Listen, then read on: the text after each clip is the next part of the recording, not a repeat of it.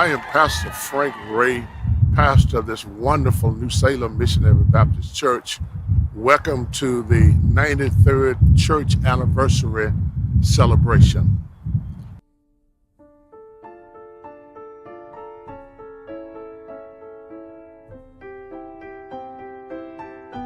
Many of you have experienced where we are now, but have no idea where we came from. This place is our humble beginning.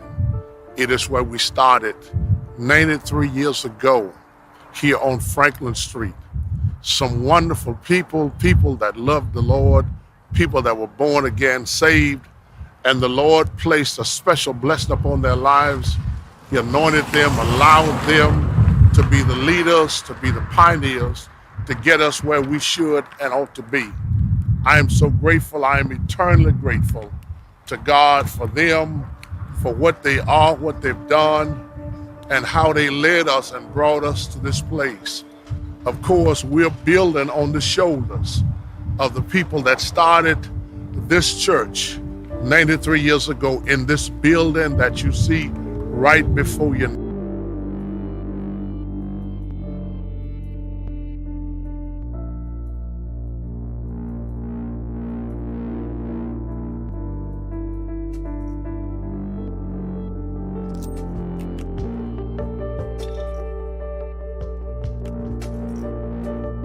In 1928, first Sunday in April, this New Salem church was organized with a handful of members, pioneers that loved the Lord and gave their lives to the cause of Christ and the kingdom. Perhaps they could not see a New Salem as it is now, 93 years ago, but thank God for the humble beginning. These are the people that started, built this building, and allowed it to be the beginning of a wonderful and a great ministry. I don't know the people that were there prior to me. There were 5 pastors that served before they moved to Tillman Street. 5 pastors, each pastor served about 2 to 3 years apiece, and they moved on. And of course, we thank God for the first pastors and the first group of saints of New Salem. And isn't it amazing how after 93 years, this building is still standing?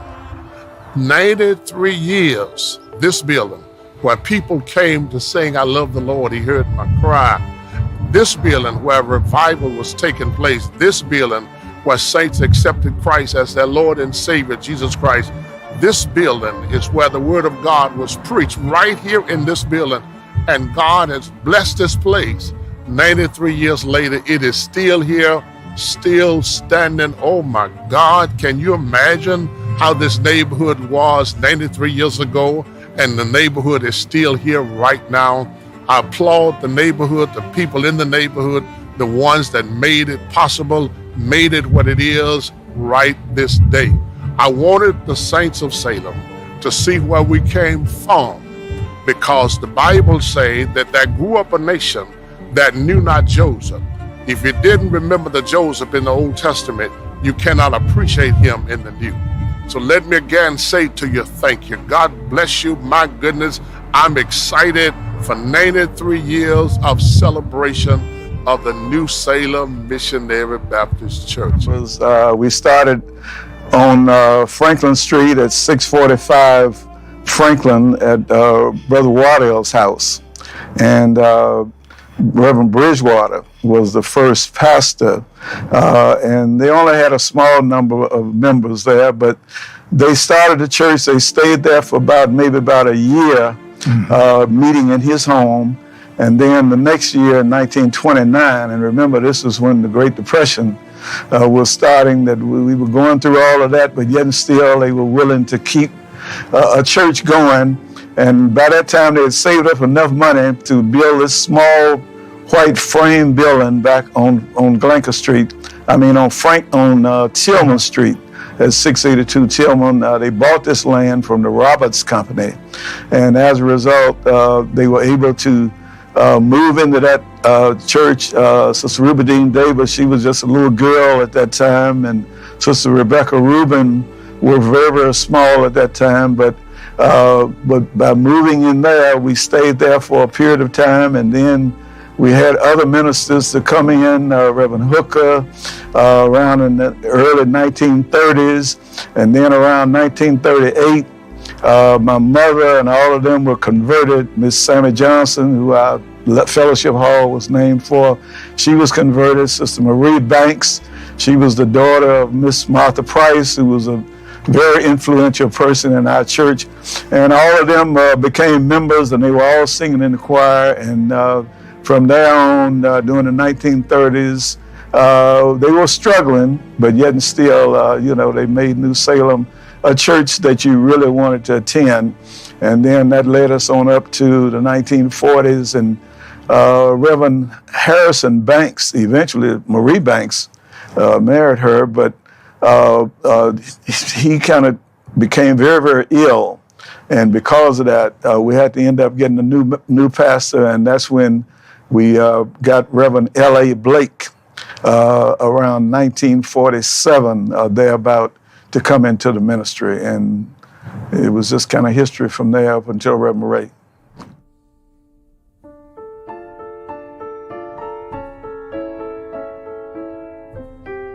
The name Salem is found in Genesis chapter 14, verses 18, where Melchizedek, king of Salem, brought bread and wine, and it was there the first time tithing was mentioned in the Bible. Salem, however, is a name that came out of the name Jerusalem. Jerusalem is, of course, the holy city, and Salem, you cannot spell Jerusalem without spelling Salem. I was called to this church, of course, 1972, the first Sunday in February. What an outstanding opportunity I had. I didn't know this church. I knew nothing at all about it. But the very same time that the church stood and retired the former pastor, second Sunday in September 1971, it's the same time, of course, that I accepted my call into the ministry 30 miles away. God brought us, delivered us, He kept us. We started in this particular building. Of course, again, this is our second location here for the Salem Baptist Church. We stayed here. I stayed here 6 years after I became pastor before we moved to the other location. Sister Bernice Baker, outstanding sister, member of our church, was the person that invited me to come and to preach the gospel here at Salem. We had about 35 active members when I became pastor of Salem, and when we left 6 years later and moved, we had over 600 members. The church grew, it blossomed, and I am so excited about this wonderful place here. The building that I was in when I came to this church is torn down. We sold the building to another church. They locate this place now.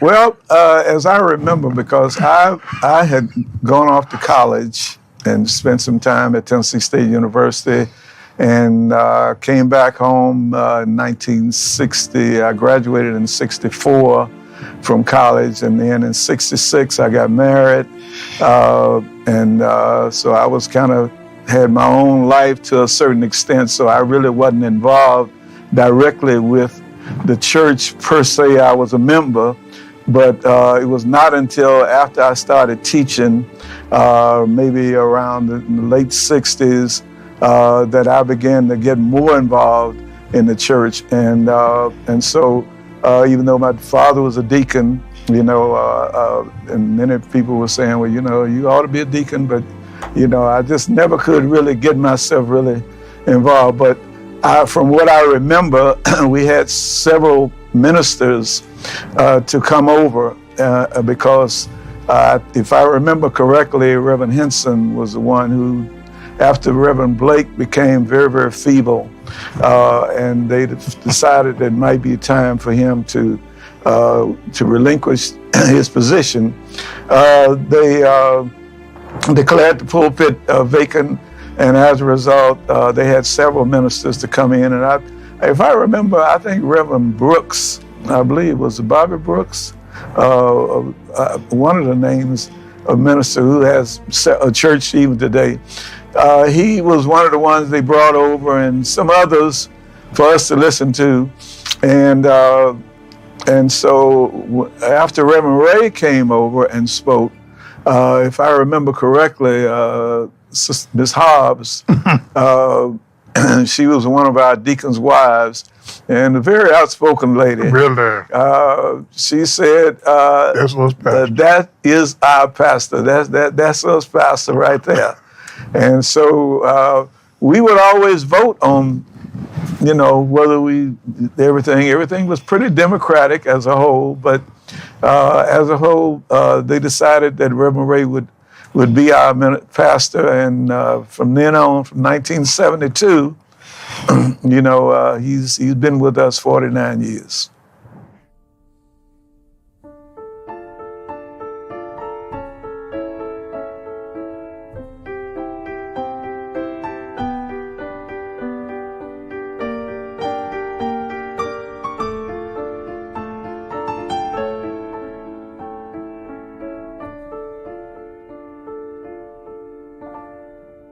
We're now at 2231 South Parkway East here in the city of Memphis, Tennessee, and I should say to us that it was not easy to move to this location. A church that had been in the Binghamton area for now 40-some years. Many of the saints of Salem were residents in the area of Binghamton. It was not easy for them to make a decision to move from Tilma to Parkway. We had a vote, first of all, after the church voted that we would move. It was Patricia DeBerry that made the recommendation, because we was trying to remain in the Binghamton area. She said, Reverend, there are many of us that don't live in this area. Why do we have to maintain a church in the Binghamton area when we can move somewhere else? It was then that I sought out to find property in other areas. This was a location, 2231, that was held by the late Pastor Oris Mays. He was going to build a church here himself. He released the property, and so we purchased this property for $39,000 to build this new location. Once we had purchased the property, our final meeting with the deacon ministry of our church, there were 18 deacons. 16 voted it down, said we can't do it. We don't want to take a chance on trying to move. There were only 2 deacons that said, Reverend, if you believe we can do it, we can do it. And so we set out. It was in February of 1972, 78, I'm sorry. It was in February 1978 when we made our final decision to move to this location. We broke ground in March of 1978, and we moved here. It took them 3 months to actually build this building. We moved here on the 3rd Sunday in August 1978. 16 members that was members of our congregation refused to move. They decided to stay in the old place. And we took the rest that would go. We motorcade from 682 Tilma Street to this location on Parkway. Cars from everywhere came. This building was built to hold 600 people, and they were literally standing around the wall. No one joined the first Sunday we came, but the second Sunday, 38 people joined this church, and it started growing by leaps and bounds from that day until we stayed in this location for 6 years and we had outgrown this place, I had made a recommendation that we would take what we call our fellowship hall and open a wall and extend the sanctuary. Sadie Wiley, one of the sweet members of our church, I had just finished preaching Don't Stoop at Standing Time. That's in the book of Acts chapter 3, verse 16 through 18. She wrote on a piece of paper after we decided to vote on trying to enlarge the building. She said, don't stoop at standing time. And I took what she said and went back to the church, said, let's build again. Yes, this area here was our fellowship hall. Right in here was our kitchen. This was the kitchen of the church. Here, all of this was open, with the exception of this full room here. That was our trustee room.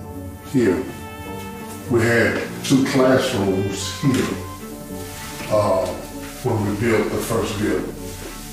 Our intent was to cut this out and make this one room, cut this whole wall out, and that this would be part of the sanctuary. It was this that caused Sister Sadie Wiley to say, don't stoop at standing time. So don't just cut this out for this. Let's do something to the church, to add on to the church structure. When we first moved here, I guess you could say we almost slipped in. People did not really realize what was really going on. And we wanted to cut a space in the, I guess, the median for us to come into the driveway so that we wouldn't have to go down to the end of the street and come back. But people were against it, would not allow us to do it. And because the people were fought against it, we could not do it. A big storm came and hit the main trees where the cut through was going to go. So they couldn't say anything then because the trees were not there anymore. So we were able to cut through the median to get into our driveway at at what we call the chapel now. And I would say the more I've lived, the more in awe I have become of God's power and His ability to function.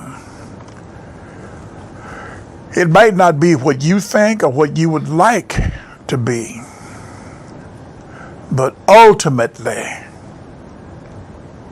you'll come out ahead by following His dictates. But that's the Sunday school lesson. Yeah, it is.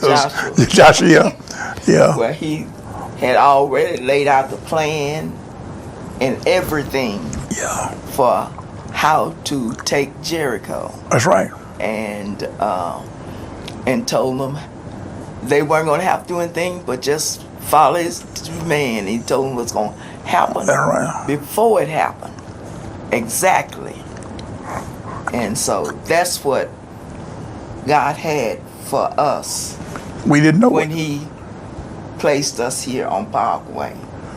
And later on, the people on Parkway recognized on down through the years after we had been here for a while, they recognized that it wasn't our move, it was God's move. And they began gravitating to us then. Whereas at first, we had a very difficult time with the people in the community. Yeah, but we were from Binghamton was not bourgeoisie. Yes, but it was also known for other things than spiritual things. That time we voted again on building, put an addition onto the church. And of course, every person voted to do it but one member. We had one member that voted it down and said she didn't think we should do it. However, we went on and built. That was in 1983, was when we added the L onto this building. But we had no fellowship hall. And I wanted the members to remember where we came from. The building on Tillman Street was a building that was 33 by 66. That's the size of the building, 33 feet wide, 66 feet long. And so I decided that we'd put the fellowship hall on it, and we built the fellowship hall the same size the church was on Tillman Street. It's 33 by 66, to remind the members every time they walk in now what we call the Sammy Johnson room. Every time they walk in that room, they see the size of Salem was when I became pastor of the New Salem Church. Well, the mindset was a lot of the members, I don't want to move. That's right. I don't want to leave Binghamton. We want to stay out here. This is where we've been all our lives. This is all we know. And basically, that was the kind of mindset of the people in Binghamton as a whole anyway. We just really didn't venture too much outside of that domain of Binghamton.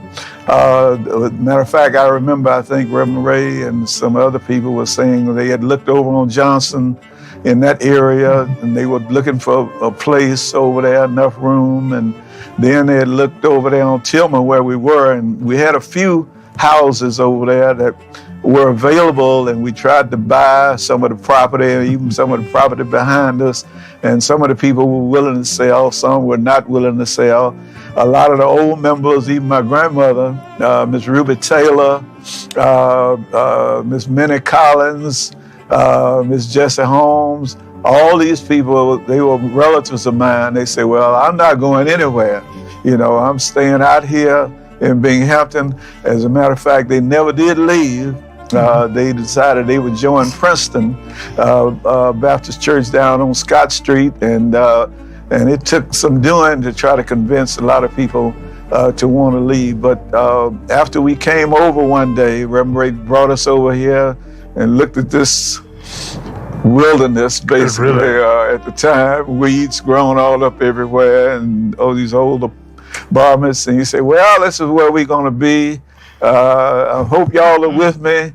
And some people came, some didn't, but basically the mindset was, I would say maybe 50-50 of the people wanted to come, and about maybe 50% of them decided they would stay. And so basically, the ones who did come, they stayed, and they're still, a lot of them are still here even today. Many of them have passed on, but it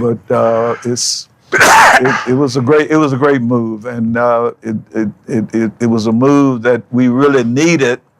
Although we think about First Baptist down on Broad Street, they are still there. The pastor there has done wonders in with that church, but yet and still, I think it was time for us to get out of Binghamton. We had two to vote on that night. Yeah. What was your friend's name? Let me recall. Anyway. What can be my friend? Because you put him up there. But anyway, it was supposed to be a vote. And a man was, who was a man outside? No, that was about Baker. But anyway, the vote was... Oh, Baker was for Ray. Baker was for Ray. Yeah. He and R.F. Fleming. Flemings and his sister. Yeah, they all was for Reverend Ray because they knew him from Arlington. And but I didn't know Reverend Ray, and I didn't want his friend, so I didn't vote for either one of them. So that was it for me. What about you, Reverend Carol?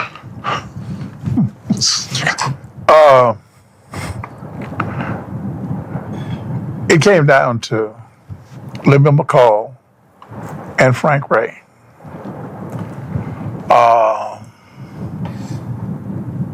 And I say that there were some people that voted that should not have voted,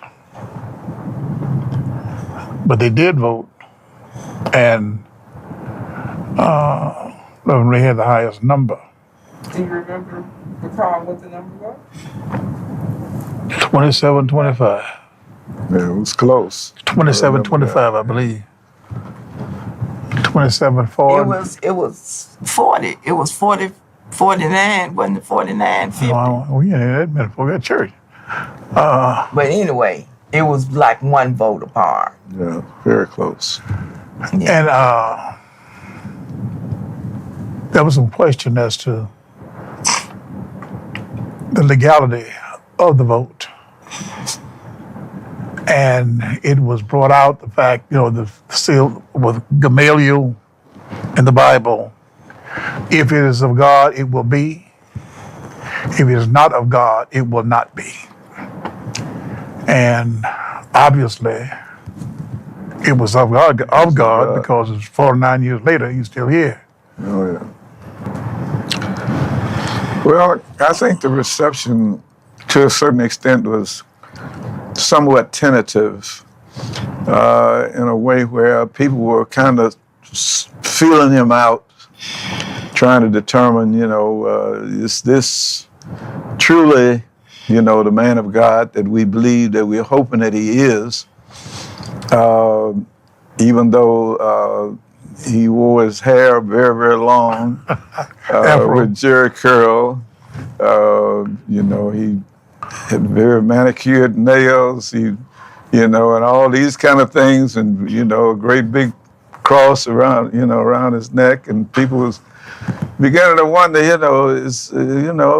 but he had a lot of flair about him. Super fly. And so, and that's, and people were just kind of just wondering, okay, who is this guy, But as time went on, his preaching was just so magnifying. I mean, it would just would draw you. I mean, and more people began to come and wanting to hear and wanting to listen, and they could see that he was a very humble person because, I guess, of his upbringing, and having grown up in the country and whatever, he could seem to relate very, very well with just everybody, and he always wore that big smile, that really just kind of captivated most people, and then because of that, people began to really accept him as their true minister and the one that they really wanted to put all their faith and trust in. I think also, it was talking about tentative. It was tentative for a while because every year they voted on whether to keep him there or not. And I think after about the third year, it was a situation where the church was put in position, but either he is or he is not. Yeah. And the church decided to go with him. And of course, that's when I say things basically exploded as far as membership is concerned. He came in 71, 72. Yeah. All right. So by 75, by 76, people were leaving because they didn't have anywhere to park, didn't have anywhere to sit. And that's when we had to make the move to find a different location. And I would say the majority of the people wanted to stay. And when we could not find space in Binghamton, that's when we realized that we had to go someplace else. And that's when we came over here. And no joke, it was the biggest joke. When we came over here and looked at this lot, and it was grown up, weeds everywhere, and we talking about putting a church here. And the people didn't want us over here in the first place. Yeah. It was a situation where we made up our minds that this is where we wanted to be. And this is where we ended up. And once they raised the salary from about $8 a Sunday to about $12 a Sunday, that really made a difference there, yeah. So.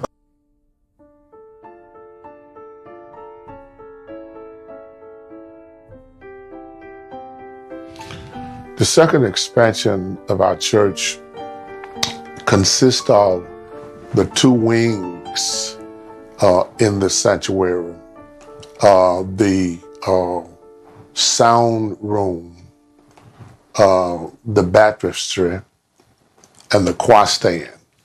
That's the second location that was built in 1983.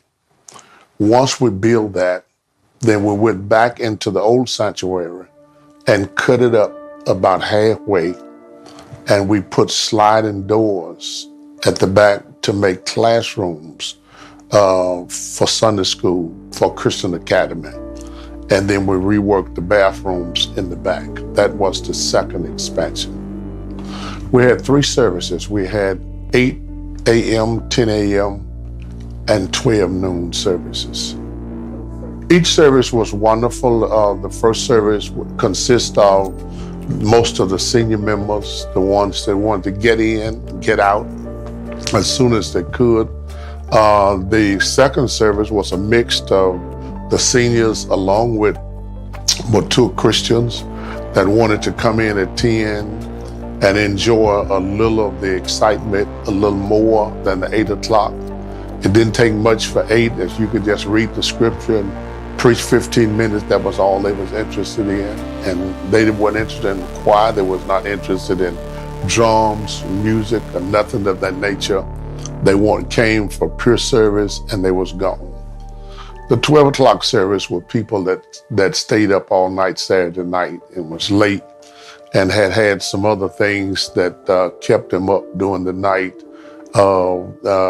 And they were the ones that showed up at 12 o'clock. That was the 12 o'clock service.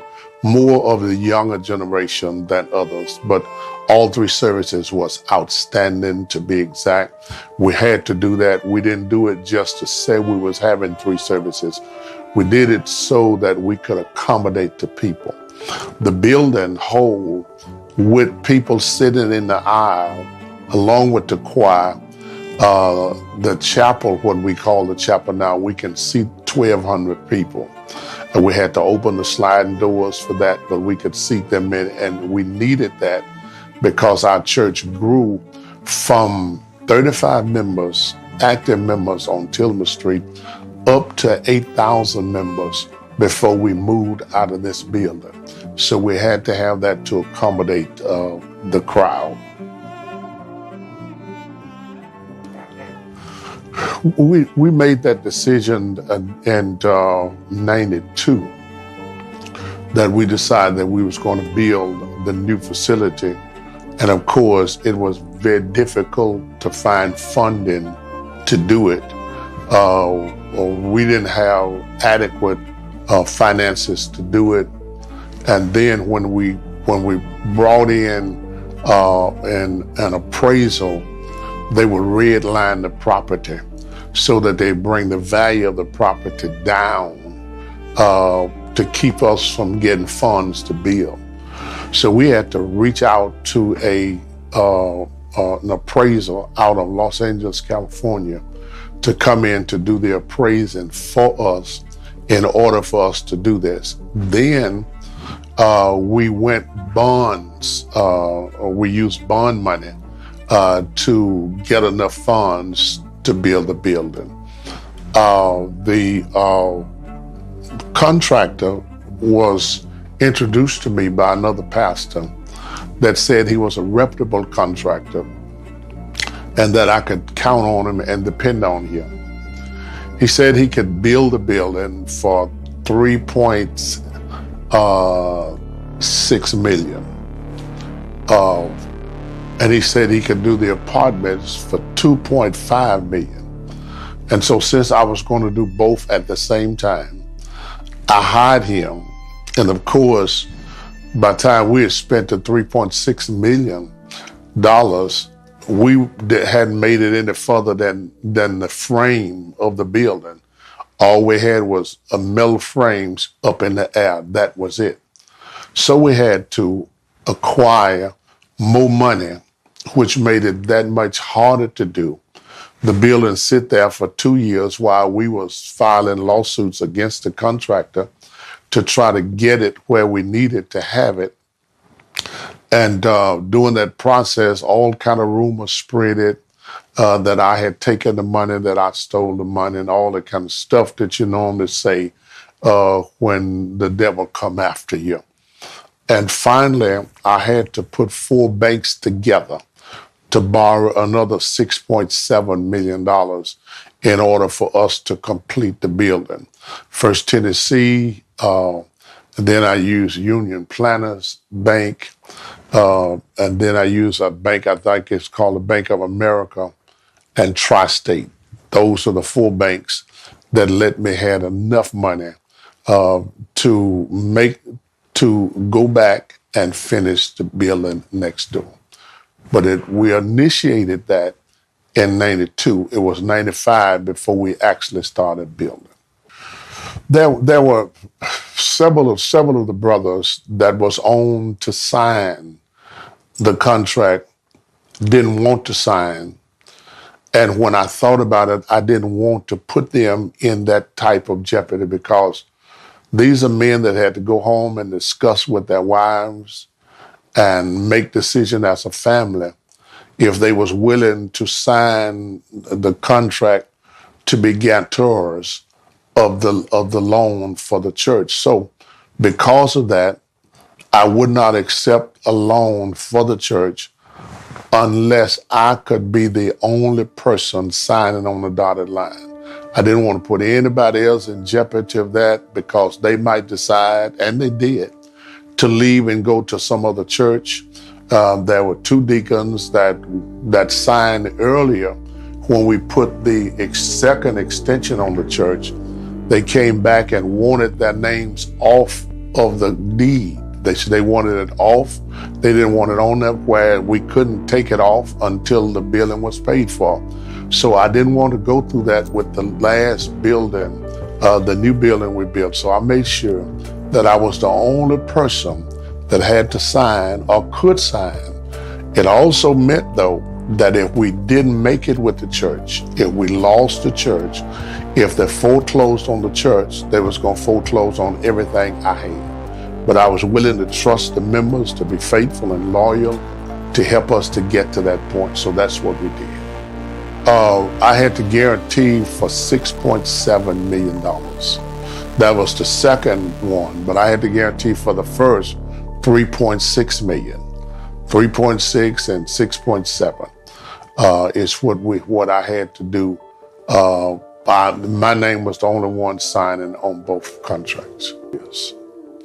Each bill was 6 years. At Tilma, after 6 years, we moved to Parkway.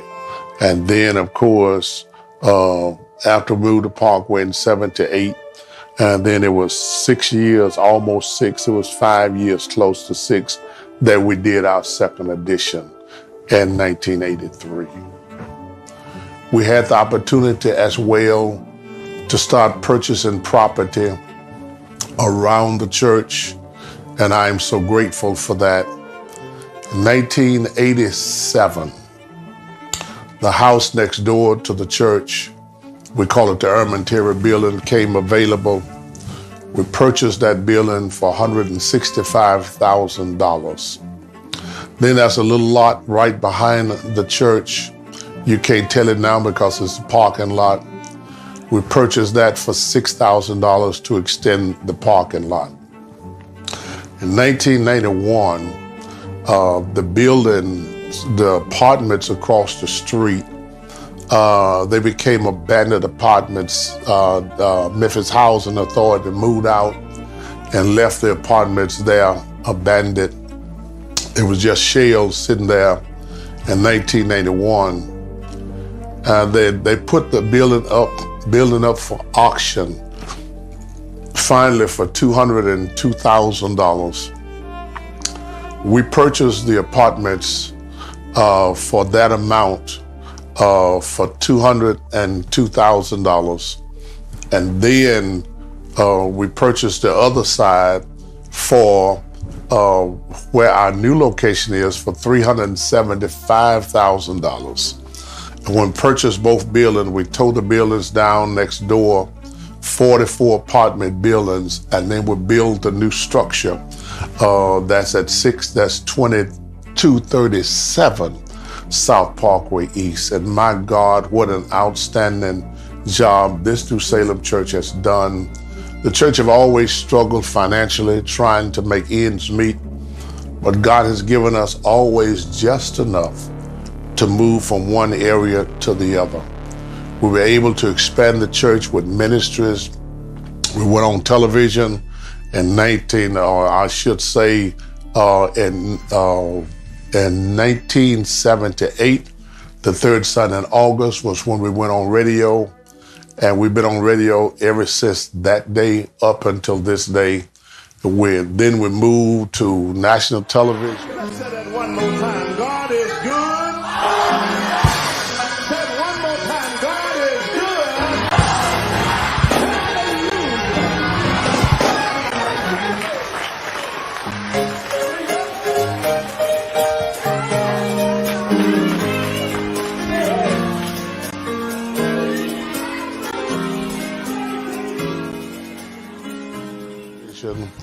We went on BET.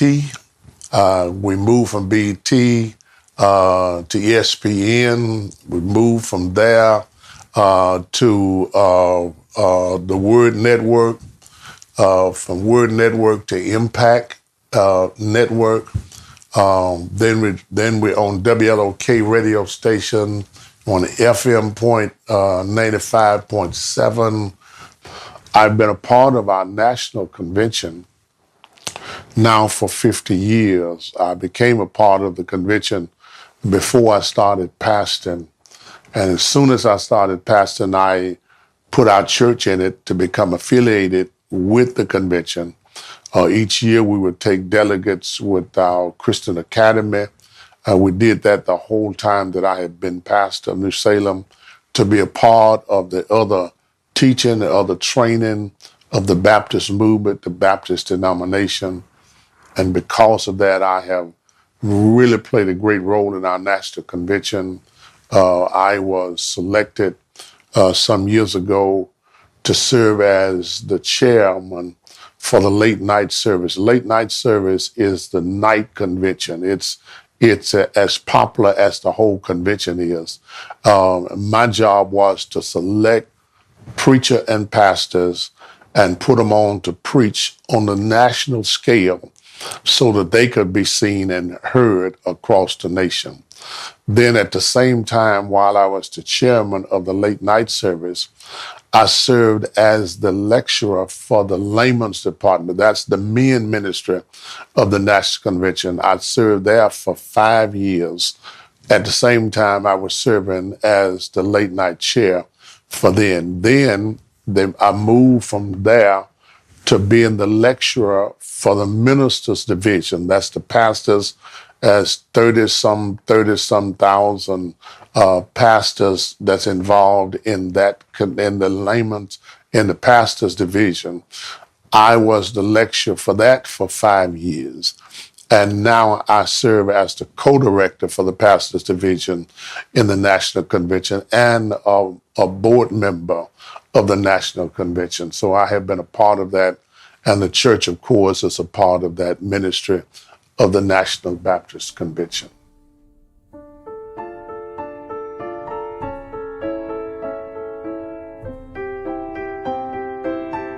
It was the third Sunday in April 1998 when we moved into this location. Hearts were happy and glad. We recorded the service live on that particular day. The building actually holds 2,500 people. We had a little over 4,000 in the building on that date. We filled the Victory Banquet Hall. We filled the gymnasium. We had chairs down the aisles. Actually had people sitting in the hallway of the church on that particular day. We had special guests to come. Johnny Cochran, the well-known attorney that handled O.J. Simpson's trial, he was in attendance. He had promised me that he would be here on that day, and he did. He came and shared, spent time with us on that particular day, an exciting day that we had been waiting for 3 years to be able to fulfill. It's a day to be remembered, and I'm so grateful for the saints of Salem that went out of their way to make it possible. It was a very great day. What I wanted to do as pastor of the church, I went to the congregation and asked them to allow me to build my vision. We had built, this is our 4th time of building. The other 3 times when we got ready to build what we built, we had committees to vote on it, to make decisions and things of that nature, and to please the congregation the best we could. We did some things because of what certain members wanted and desired. But when it came to this building, I asked them, I said, would you all allow me as pastor to build my vision? Trust me with that. And they did. And what my vision was to put everything under one roof. I've seen many churches with the Christian Life Center attached to it, with the educational building attached to it, with the administrative building attached to it, the Victory Banquet Hall attached to it, and so there are a lot of buildings, and some build a sanctuary first, come back, build a Christian Life Center, then come back and build a banquet facility, and then come back, build an administrative building. That's how most churches do it. But I asked them to allow me to let me lead the church into putting everything under one roof. Now, of course, it was quite expensive to do it, to move from paying $7,000 a month mortgage to $71,000 a month was a Herculean job and an endeavor. But we was able to do it. We moved in this facility with everything ready to roll the first day we moved in. 40 classrooms, Victory Banquet Hall that can hold 500 people, Christian Life Center with exercise facilities, with a walking track on the inside, exercise room, and then, of course, the administrative part of the building with all of the office spaces. We was able to do all of that at one time. So I am grateful for that. I wanted to do something a little different. Many of the churches would, when they built facilities, they would put red carpet down or blue carpet and what have you. I wanted to change it a little bit so that when you walked in New Salem, you would see something that would just kind of jump back at you. So we put a multiplicity of colors in the sanctuary that I liked, and I still like it even today, to bring out the best of the church. We ordered our stained glass window with Jesus inserted on the inside, a picture of a person of color in that picture of Jesus. That many churches use a different persuasion, but because it was an African American church, I wanted us to have African American picture of the Jesus that we worship inserted in there. I also made sure that everywhere you look, you can see a cross. If you're looking from the choir stand, the pulpit area, when you look back, you see the cross inserted there around in the midst of the stained glass. If you're in the sanctuary and you look to the front of the church, you see a cross there. I believe that everything about the church should say something about the cross. The cross is where my sin debt was paid. It is where my eternal check was signed. It's there where I really started living, at the cross. Every church need to remind the saints that it happened at the cross. One of the things that as pastor, I have been very concerned about our deacon ministry, especially the deacon ministry, because I was a deacon. I was crowned as a deacon at the age of 22 years of age, and I served as a deacon for 3 years at my home church. And deacons that are sold out and committed to the Lord need to have something, have an opportunity to express their gifts and their talents and to get involved in ministry. I also believe that men should play a great role in the ministry of the church, because men attract other people. If you get a man that is committed to the cause of Christ, he'll bring his wife. He will bring his children. He'll spend more time in dedication and commitment in the church. Many times it's a deacon ministry that inspire other men to want to play a great role in the church and in the body of Christ. So that's my reason for keeping men, especially deacons, out front. At one while here at Salem, we had 105 deacons. We've got about 55 or 60 now, but we had 105 deacons then, and they attracted other men at New Salem. We got up to almost 2,000 men in our church at one while, because we had men out front playing great role in the ministry. Robert Lee is our chairperson. I've had, as of now, in 49 years, I've had 3 chairmen here at Salem. Eugene Henson was my first chairman that I had. He started preaching. He's pastoring here in our city, even as I speak. Erman Terry was our second chairperson, and he served until he went home to be with the Lord.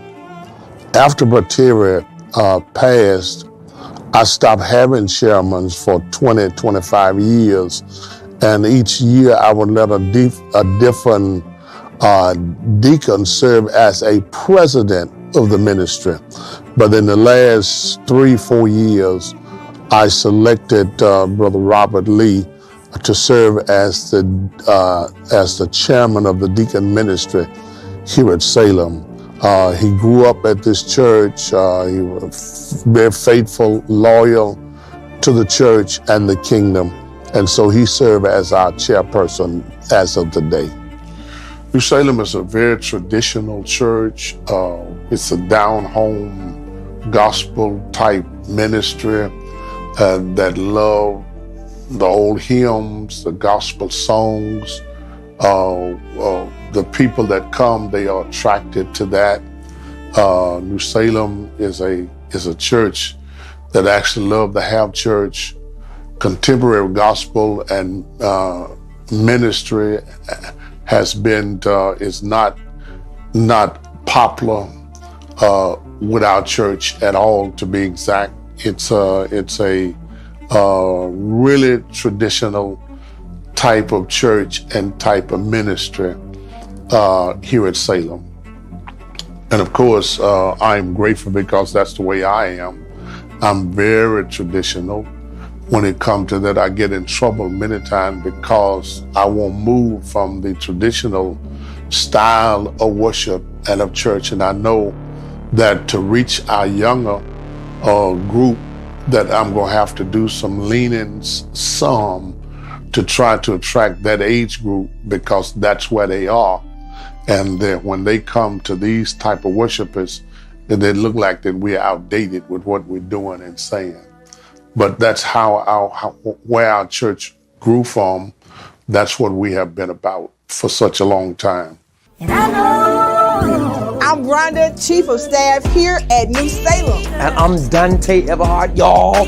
We just had the greatest takeover ever at the Bridge, Memphis, featuring Stellar Award nominated Vincent Bohannon all the way from New York City, y'all. Look, you gotta join us every second and fourth Monday night at the Bridge. It's gonna be featuring DJ C Major on the ones and twos, y'all. It's gonna be lit. No. It's gonna be crunk.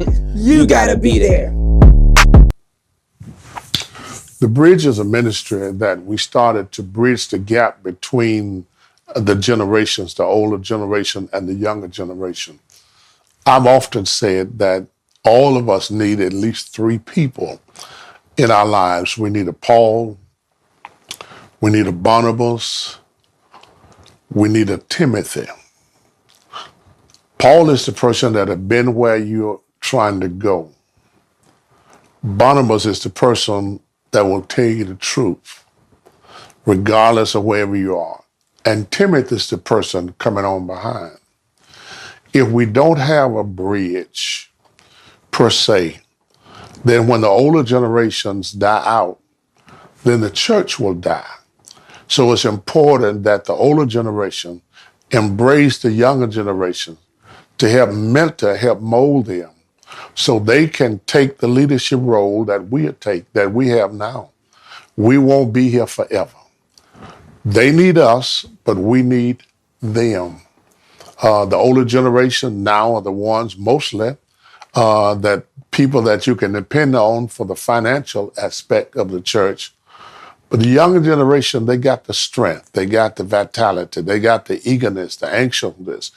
And shall I say to us that there are a large group of young people that's in love with God. Just because they don't sing the way we sing or act the way we act, it does not mean that they're not in love with God. They love God. They just have different ways of showing it.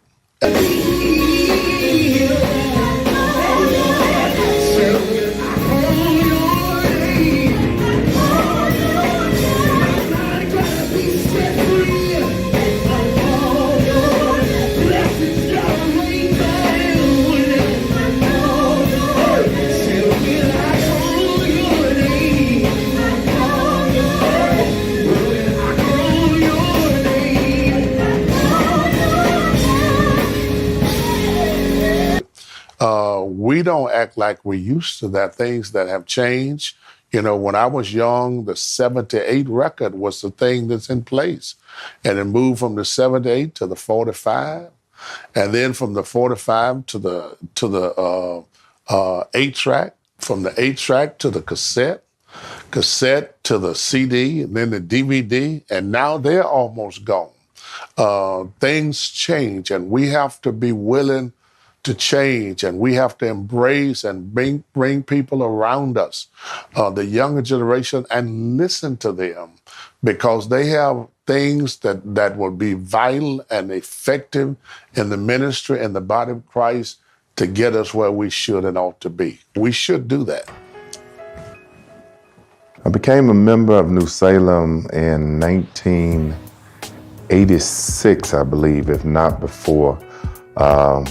My wife now, my girlfriend then, shared with me that I need to hear her pastor. And she kept bugging me about, I need to hear this pastor. So I heard this pastor, and the rest is history. I would say it took approximately 6 months, but I was taken the first time I heard her. We went one Sunday night. That's when we were having night service, and went one Sunday night, and I got real acquainted with the media ministry because I wanted everything he preached. This was in the second church, not the main building now, but actually it's the first church that I was familiar with after they had left Tillman. I joined during the Parkway era, and the first church on Parkway. That's when I became part of New Salem. When I joined, I was already a preacher. I served at my grandfather's church out in Douglas, James Ola, El Betha. And I left El Betha and I joined Salem. So I was already a preacher when I joined in 1986. After joining, I guess about 3 or 4 years, pastor gave me the position of new membership leader. And so I was over the new membership for a good tenure, and then from new membership, I was called to walk alongside of him to be his assistant. 12 years I served with Dr. Ray at Salem, 12 wonderful years. Serving with him, I learned so much. It really prepared me so much in ways that I wasn't aware of, that is helping me so much in my current position now as senior pastor at New Hope. He had prepared me in so many ways that I just wasn't aware of.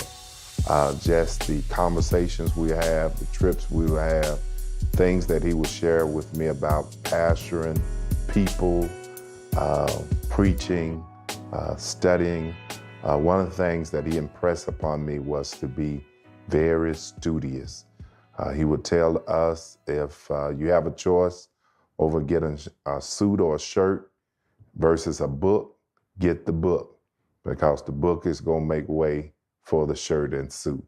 And so he programmed in us to be very studious, and in me, he invested a lot of time in me to be very studious, and always recommending books, always sharing ways to get better.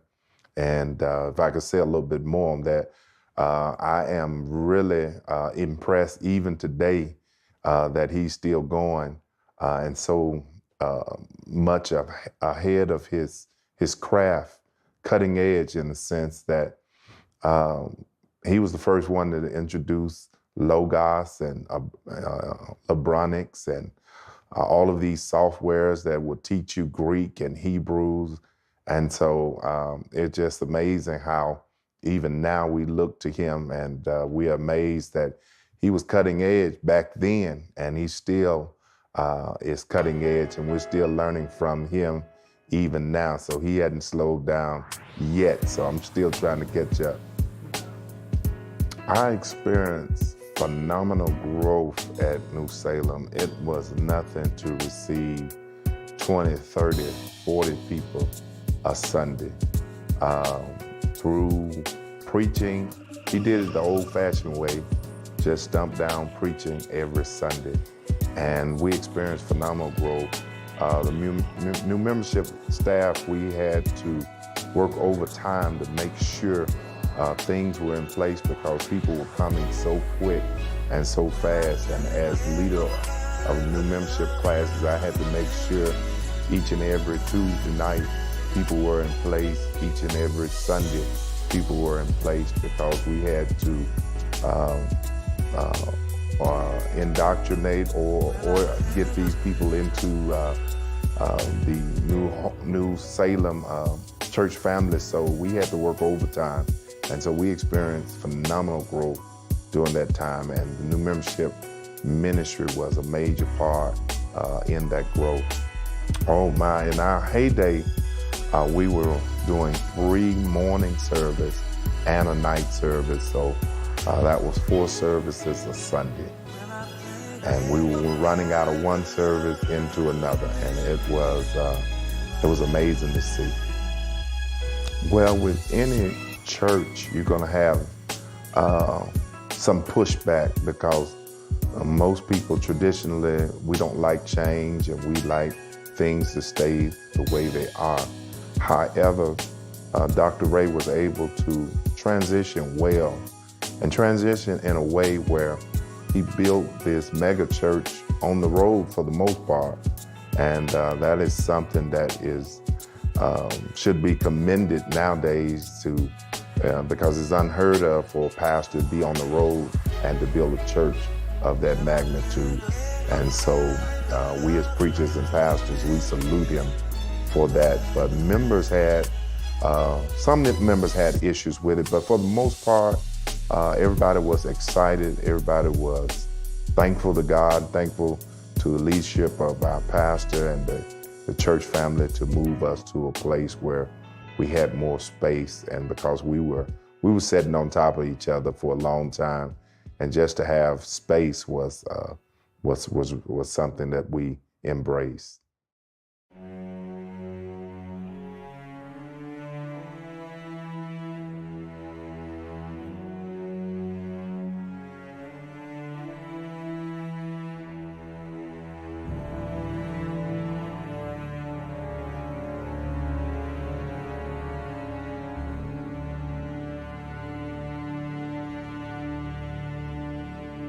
I would say we live in a time of sensationalism. The more fecal matter you can stir, the more it smells. And the more people are going to gravitate to it. But I think once that smell goes down, the interest in what is going on goes down. You also have people who are looking to stir up trouble. And there are certain people on radio to this day, that on TV, that major in stirring up mess. And I think that if you don't tie into that mindset, it goes away.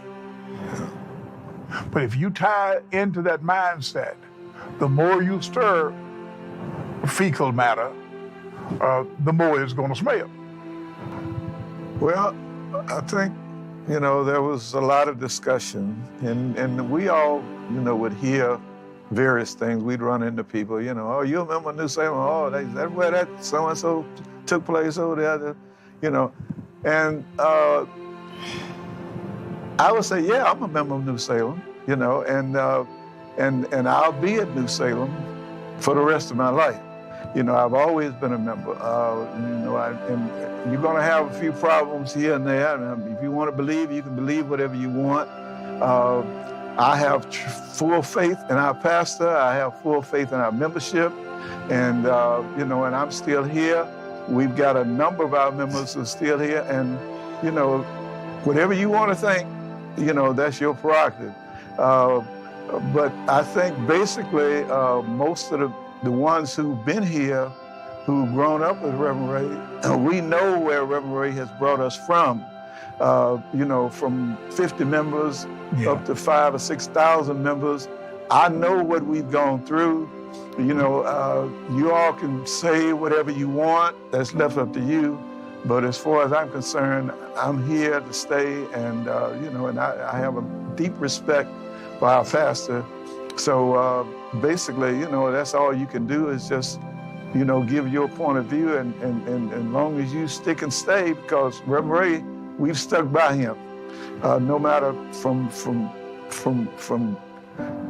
whatever discussions that might have come up in the neighborhood, in the communities or whatever. There have been a core members, I guess, who have stuck by him, and I think people see that, and they see, oh, you still at New Salem? Yeah, I'm still at New Salem, and I'll be at New Salem. So, and so, oh, okay, all right, well, and they just let it be that. So, I think another thing too, a lot of times there's a degree of jealousy that you have, especially among the clergy. One in particular situation I remember, he said, "What is it true that Frank Ray is at Memphis Theological Seminary?" Yes, he is. What is he doing there? Because many of the people there get doctorate degrees and whatever. And so I told him, I said, look here, I look at how your church is growing. and how New Salem is growing. To me, there's no comparison. How can you belittle him and his church is exploding and yours is stagnant? And that's when I made the comment. I said, don't ever try it on me again. And this is a very good friend of mine. And the day he died, he never said anything against Frank Ray again. Yeah, I think any negative actions or anything that creates a scar to the church, it's going to have an impact. But just as you've said, those who are grounded and committed to it understand that all have sinned and come short of glory of God, and we are broken vessels. And there are going to be some brokenness in our churches. There are going to be some issues that come up that are not inducive to what we may assume to be spirituality at its highest. But even in that, those who are grounded in the Word, those that have relationship with God, we continue and we go on. You'll have a flux that may leave, but then you have a flux that will come in. So God will take care of his church. He said, upon this rock I build my church, and the gates of hell shall not prevail against it. And so God's church is going to stand regardless of what we even do sometimes. And so we're confident that this is God's house, and God is going to take care of his preacher and his people. There's a constant saying, you leave with the person that you came to the dance with. All right. Now, you came to the dance with Frank Ray. You ought to leave there with him, unless there's a reason. Now, I think that a lot of the things that's going on now about the sexual harassment and all this kind of stuff, you're hearing a lot about this. But a lot of it is nothing but hoopla, and it's just a thing where people are, it's their moment in the sunlight, and they're taking advantage of that. But the scriptures say you pray for your enemies. Yeah. And so that's what I do. I pray for those who despitefully use you. That's right. And prayer works. It does. Because of the Sunday incident, I was taken away and had to go to we went to a funeral of one of our member's sister that same day before the incident happened. And so that's why I know how the Lord will shield you and protect you from seen and unseen danger. Yeah. So, and all the press that came from it, that's what the news is all about. It's all about finding something. Even when the man was marching across the sidewalk with the sign, that was news. And that, so we've been given good press and we've been given negative bad press. Yeah. But I just prefer to look at the positive rather than the negative. But I'll tell you another thing too. Scriptures always said,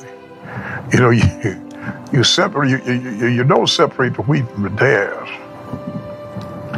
Let them grow up in the right time. You separate them. But now if you separate them in the beginning, there's a chance you can pull the wheat up with the tares. You don't do that. And another thing, like I said, you ask yourself, what is the motivation behind a lot of the things? Now, this thing with Cuomo in New York, it said that he made the comment to later that he was tired of eating by himself. She considered that harassment. I'm saying there was not more involved in just that, but I'm tired of eating by myself. Would you like to have dinner with me? Is that sexual harassment? The answer is no. If I don't want to eat with you, I don't eat with you. But I think that people have their moment in the limelight, and they take advantage of that. And I think this is what is going on, say, in that situation, and what is going on really here. Even to the point where I think somebody took pictures of Reverend Ray's house out there, you know. He asked them to pay one note on the house. If I can afford $1 million home, that's my business. It ain't yours. And why is it that you're concerned? Is it because you feel that you can't afford one like it? You know,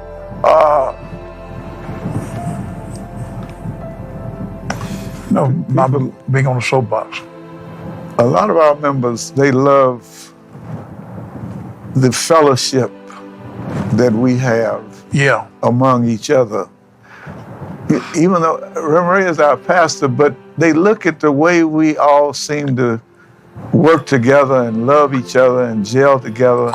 And I've had people say, you know, Brother Taylor, I look at the way you live, you know, the light that you shine, and it really helps strengthen me, you know, and because of that, you know, I'm here in New Salem, you know, I don't care what you say, what nobody say, you know, and a lot of people just feel that, you know, that this church is a church where the spirit truly meets the soul, and Reverend Ray has ingrained that in us over the years, and even though if he ever left here, I think people would still feel that same way, and that love and that good fellowship, genuine fellowship. You know, you can go in some churches and you just may not really feel at home, but here, I think if you stay here long enough, you know, it'll just become a part of you. And so no matter what else goes on, you know, the love that you show, the light that you shine will affect others. You will always have people trying to divide and conquer. You don't let that occur. And I would say, even if you might have some doubts in your mind, don't let it be shown until you know what the situation really is.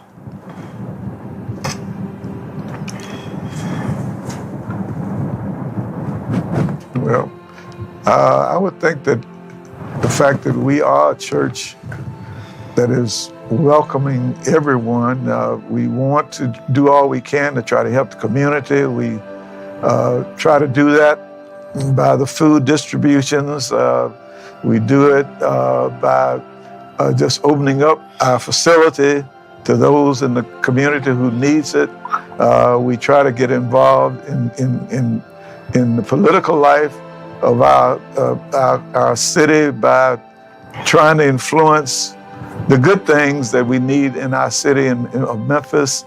Our pastor is one who believes in spreading the word, believes that we should be we go downtown, we had, I think they call it, Open Doors Church, where we met with the people, the homeless down on Beale Street and other areas, trying to help them. And so being a church that is open to everyone and willing to try to help our fellow man.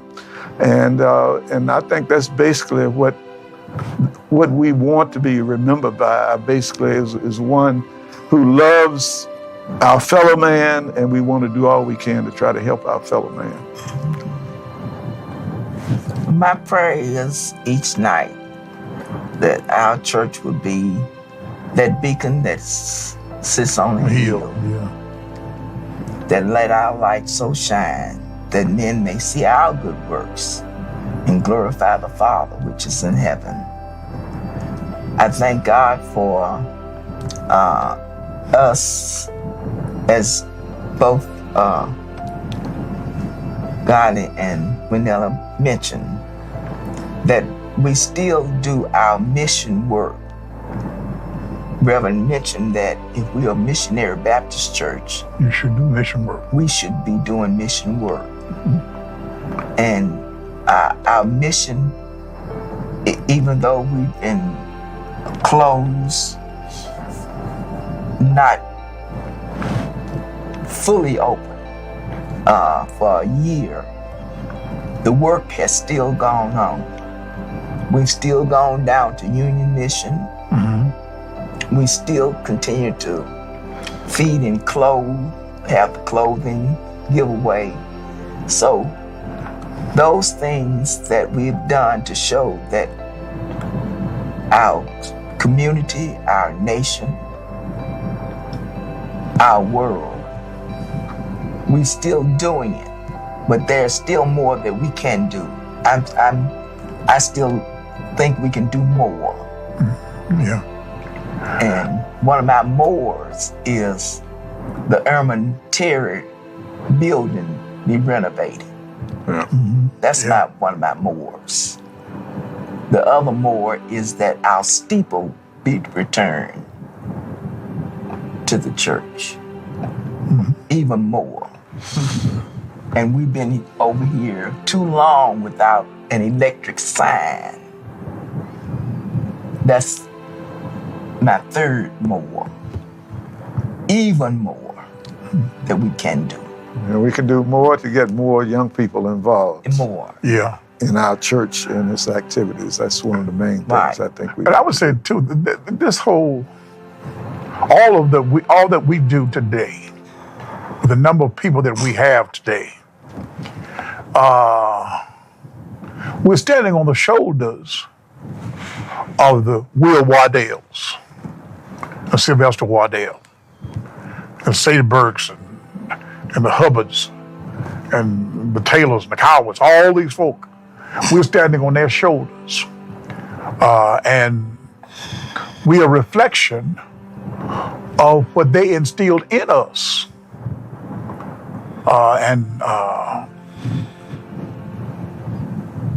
We are, the church is a great church because of the people that have gone before us. Yeah. And we've been blessed with good leadership. I say that that is our forte. That is our main thing. Leadership and people willing to follow that leadership. And not willing to just run off with every little thing that you hear. Everything negative that you hear, run with it.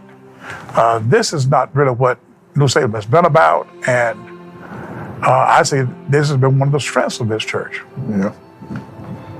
I think New Salem has, it's not the only church that have had some problems, encountered situations, but I think we've gone past the foolishness and the stupidity of the people that created havoc around our church with animosity and trying to belittle us and the ministry and the people that listen to foolishness.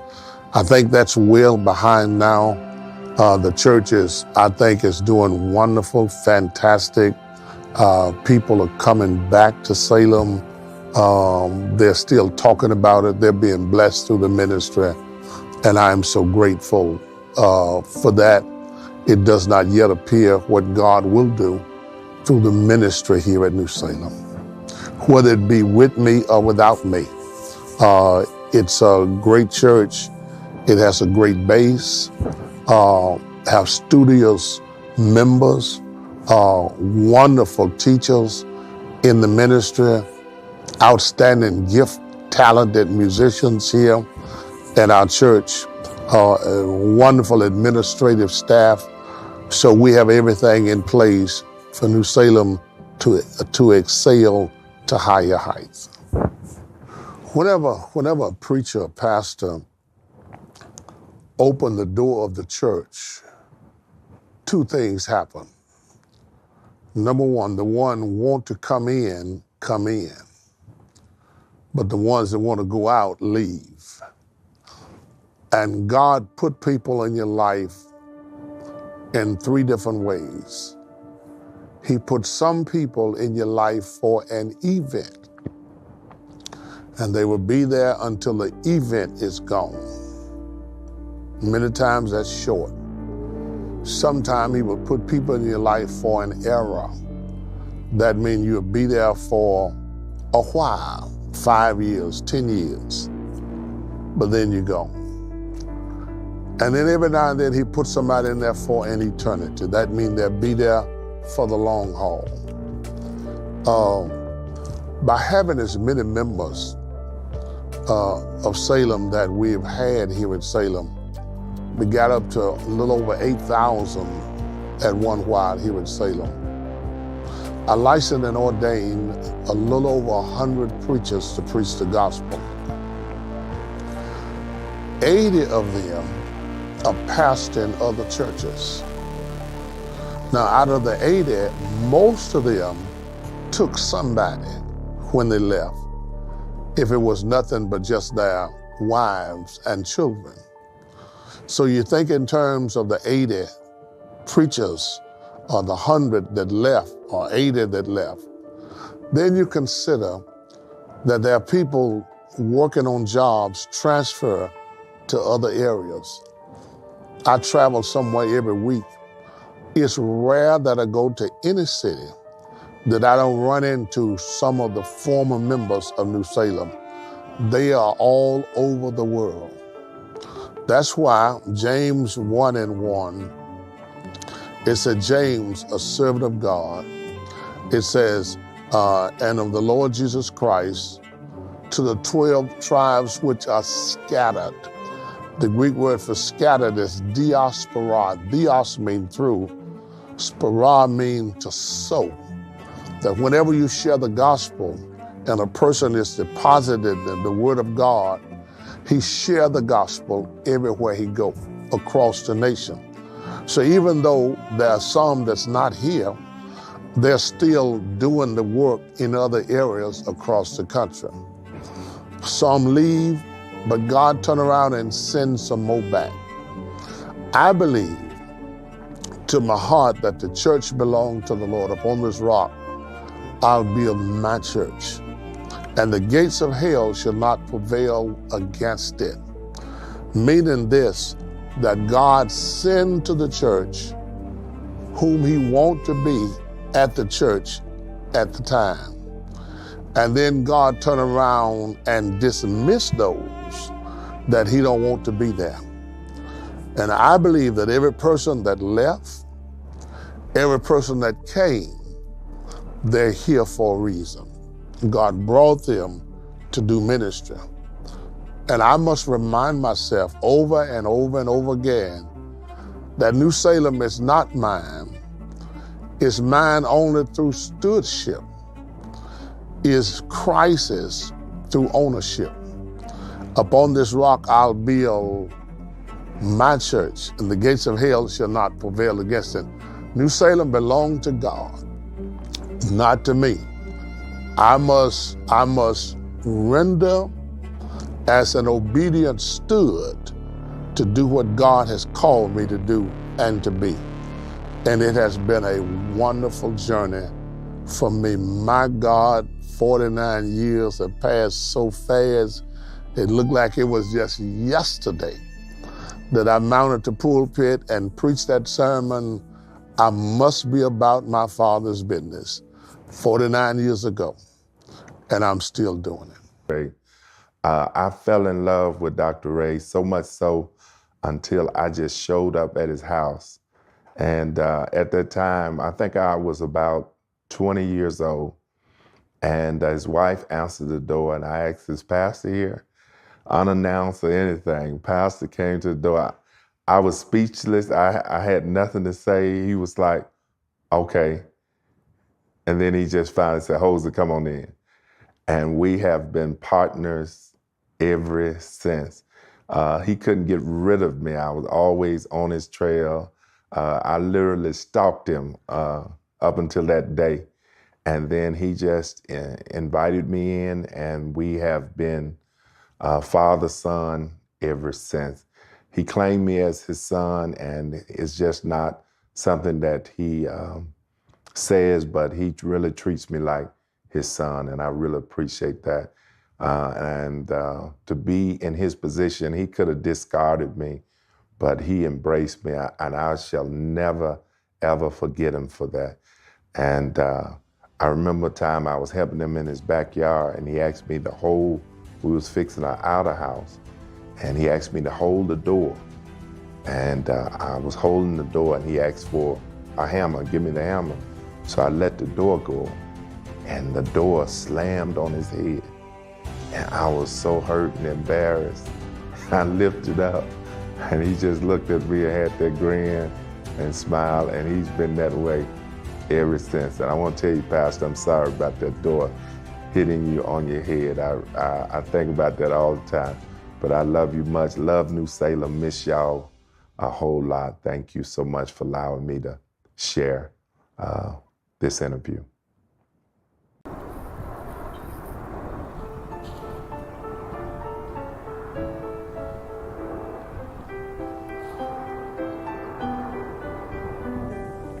In October 2016, we was able to reach a plateau, accomplish a goal that I am still baffled over now. We was able to pay off $11 million mortgage of the church, making the church clear of all debts. Everything has been paid for and in full. I owe gratitude to Dr. Rhonda Hooks that led us in that endeavor. I'm grateful to all of the saints of Salem that worked untiringly to make it happen, to make it possible.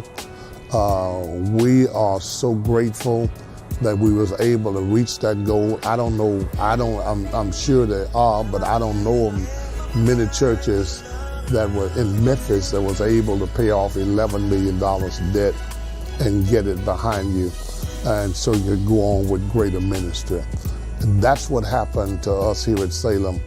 And I hope and pray that our children, our children's children, and children's children's children will be able to look at what New Salem has done and what we are doing, and that they will do greater things in years and days to come. I shall ever be forever grateful to the pioneers that went before us, the ones that worked with us, and the ones coming on behind us to stand on our shoulders to do greater ministry than what has already been done.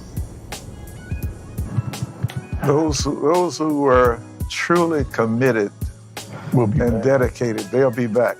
That's right. I meet with my Sunday school class every Saturday morning through a conference call at 8 o'clock. And they are waiting. I mean, all of them are waiting to come back. They're just waiting on us to say, when are we going back to church? And so I feel like that these people are very dedicated, but we have stayed connected ever since, last April. I mean, and this is why our pastor had us to call at least 10 members, to try to connect and reconnect, because that's very important. But there are going to be a few that's going to drift away. But I think as a whole, I would think at least 75-80% of the true members will be back, and I'm looking forward to it in April. So these are committed members. I agree. I would say this, that you said 75 to 80%. I think that a sizable amount in that 15 to 20% will come back too. Yeah. As time goes on, there's always a bit of skepticism when you jump into something that you're not accustomed to. And I've always maintained this, that you can have a PhD in swimming, but you will never swim until you get in the water. So, you know, I don't care how you know about swimming, you will learn how to swim in the water.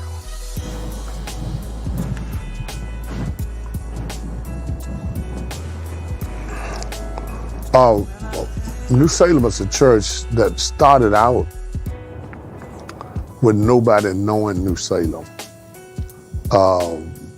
People would get confused when you said New Salem, for there are about 5 New Salems in Memphis. One Hawkins, New Salem Hawkins Mill, New Salem on 4th Street, this New Salem, and you got another Salem, and you got a couple Salem, other Salems here. New Salem was a church that was unknown, and even during the apex of New Salem, when it was at its strongest, was just getting ready to spread abroad. New Salem is one of those churches now that's known all over the world, that any city you go in, anywhere you go, if you mention Memphis, anybody in the Christian family have heard of New Salem and Pastor Ray. And so even though we may not have as many members today as we had 10 years ago, we still have a large group of people.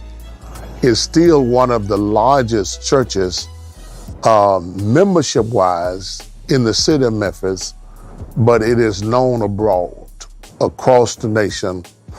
We still have 15, 20,000 followers that follow us across the country weekly, that watch YouTube, Facebook, and everything else.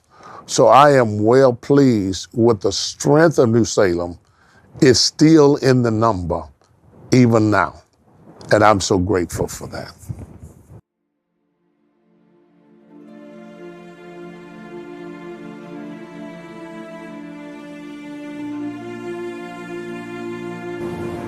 What's your plan? Everybody else wants to know since I'm asking this question.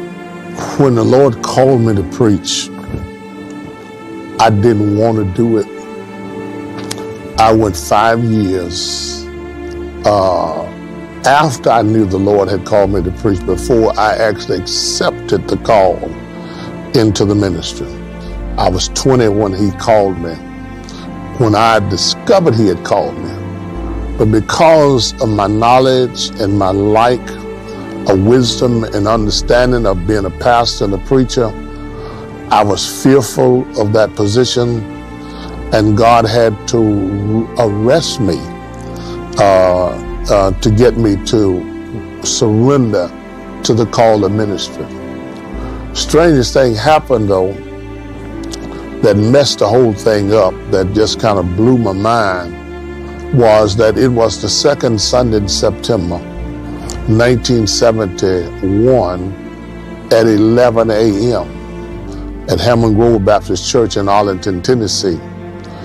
At the same time, second Sunday in September 1971, the deacon minister of New Salem stood and announced that they were retiring the pastor of this church. The same day, same hour, same time, as God called me and I accepted the call, it's the same time, same day, he opened a door for me to walk in. I was told that I wouldn't make it 6 months. The person that was near and dear to me, when the church called me, I called him and said, New Salem has called me to be their pastor. And he said to me, if I was you, I wouldn't take it. And I said, why? He said, well, number one, nobody's there. He said, secondly, they ain't gonna do nothing but hurt you. Both things happen. Well, nobody here, and I have been hurt. But in spite of that, God was with me. Now, I said that to say this, that I have enough sense to know that I cannot stay here forever. And I want New Salem, above all, to prosper and to be the kind of church that God would have New Salem to be. I'm listening to the voice of God for Him to tell me when is the most best and productive time for me to move over and someone else move in and take the ministry. I've taught other pastors and preachers, be careful how you give back to God what He has given you. That's a such thing as you making the move and not God. God is smart enough to let any person know that when it's your time to move on and let somebody else take over. That's what I'm listening to, the voice of God. He's keeping me in health and in strength. Everything is wonderful as of today. It could change tomorrow. My health is in impeccable shape, and I'm so grateful to God for that. I would never want to be any preacher or pastor or sit around and let the church die before I move on. That's my answer to that. I want to appreciatively applaud Salem Wiley, Pastor Wendell Coward, Brother Gotti Taylor, and all of the group that came along during that time and that kept New Salem going long before I got here. I applaud their parents. Wendell's mother was a secretary of this church. Gotti's mother was involved in this church. Sadie's family was part of the cornerstone of the New Salem church family, and others. They encouraged me. They have motivated me.